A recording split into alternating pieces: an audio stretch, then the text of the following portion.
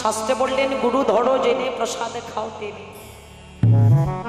নবদ্বীপের মাঝি পরম দয়াল শ্রী গুরুদেব শ্রীনিবাস আচার্য নাম শুনেছেন বাবা?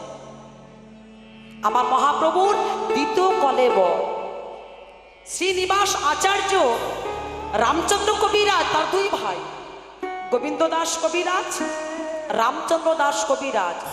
গোবিন্দ দাস কবিরাজ ছিলেন কালী ভক্ত আর রামচন্দ্র কবিরাজ ছিলেন আমার কৃষ্ণ ভক্ত। একদিন হাঁটতে হাঁটতে কালী মন্দিরে গিয়ে দাঁড়িয়েছিলেন, গোবিন্দ দাসের মা কালী মন্দিরে।